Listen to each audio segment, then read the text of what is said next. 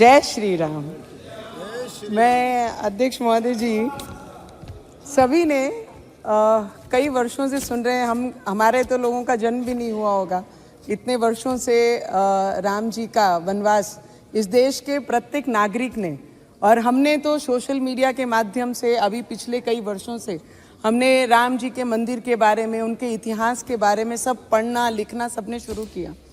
कई ऑपोजिशन के लोगों ने हमेशा, मोदी जी पिछले 10 वर्षों से ये देश में एज ए प्रधानमंत्री जी काम कर रहे हैं, तो उनको हमेशा ही चिढ़ाते थे राम जी का नाम लेके कि राम भगवान के नाम से आपने अपने एजेंडा में डाला था, अब क्या हुआ, कब तारीख बताएंगे, कब राम भगवान का मंदिर बनाएंगे।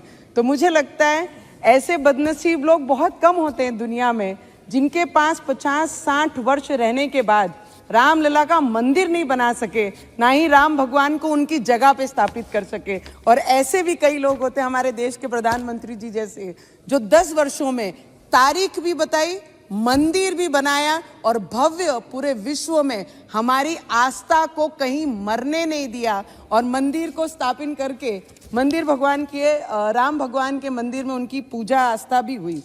मैं ये बताना चाहती हूँ सर, राजा कैसा होना चाहिए, तो राजा भगवान राम जी जैसा होना चाहिए। भाई कैसा होना चाहिए, तो भाई लक्ष्मण जी जैसा होना चाहिए। लोकतंत्र के राजा कैसा होना चाहिए, तो हमारे देश के प्रधानमंत्री जी जैसा होना चाहिए।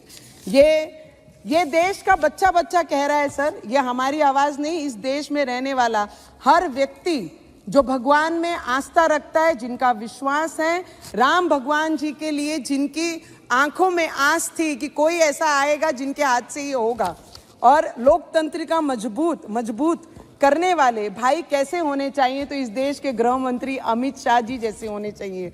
सर, अभी मैंने एक ओवीसी जी को बोलते सुना कि पुरुषोत्तम मर्यादा राम जी के बारे में कि हम उनका आदर करते हैं, सत्कार करते हैं, सम्मान करते हैं। करना पड़ेगा, इस देश में रहना है तो जय श्री राम बोलना पड़ेगा, क्योंकि इस देश के लोगों ने पिछले कई वर्षों से राम भगवान जी के मंदिर के लिए जो आस्था लगा के बैठी थी, इनके नसीब में नहीं थी। वो जिन्होंने, राम जी ने खुद ये क्या निश्चिंत करेंगे राम भगवान के मंदिर का और राम भगवान जी के समय का, ये तो भगवान ने खुद हमारे देश के प्रधानमंत्री को चुना है कि जिनके हाथ से ये होना था, और इस देश में हुआ है, पूरे विश्व ने वो देखा है। सर बहुत सुंदर है सर, 4 लाइन कहना चाहूंगी मैं कि तब राम मिले थे लक्ष्मण को सेवा में, अब राम मिले हैं राष्ट्र के सेवा करने से।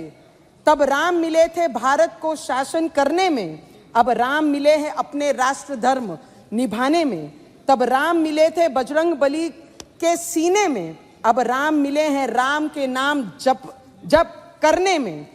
तब राम मिले थे शबरी की झूठे बेर खिलाने में, अब राम मिले हैं भूखे को भोजन करने से। तब राम मिले थे, और आज मैं इतना ही कहना चाहूंगी सर कि तब राम मिले थे अयोध्या को मर्यादाओं में, आज अब भी राम मिले हैं भारत के पहचान में। मैं इस देश के जितने भी सर, उस दिन जिस दिन राम मंदिर का स्थापना हो रहा था, हमारे राम लल्ला जब स्थापित हो रहे थे, उनकी पूजा हो रही थी, हर किसी के इस देश में रहने वाले के आंखों में वो आंसू थे कि आज तक हम अपने घरों में रह रहे हैं, हिंदुस्तान में रह रहे हैं, अपने छतों में हैं, पर जिस भगवान के आस्था पे ये पूरा देश चल रहा है, उनको ही हम उनका घर नहीं दे पाए। पर ये पिछले 10 वर्षों में जो चमत्कार इस देश ने किया है, आने वाले समय में वो उससे भी ज्यादा बड़ा चमत्कार हमारे देश के प्रधानमंत्री और जिनका भी योगदान ये मंदिर के लिए है, सभी कार सेवक, सभी संत, सभी महाराज, जिन्होंने भी आस्था बांध के रखी थी। ऐसे कई संत हैं जिन्होंने 35 वर्ष उस टीन के झोपड़े में रखकर राम जी की पूजा की है।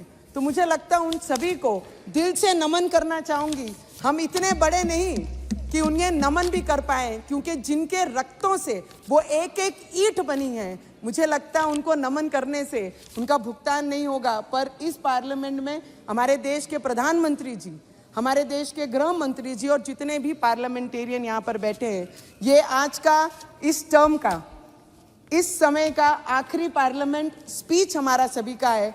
तो सभी हमारे आदरणीय पार्लियामेंटेरियन से, आपसे स्पीकर साहब, हमारे बिरला साहब से, हमारे मंत्री जी से, सबसे मैं आशीर्वाद लेंगे कि इस मैदान में उतरे हैं तो जय श्री राम का नारा लेके फिर वो मैदान उसी तरीके से हमारे देश के प्रधानमंत्री फतेह करेंगे। इतनी ही प्रार्थना मैं राम भगवान से करती हूँ और सभी से आशीर्वाद लेती हूँ। जय श्री राम।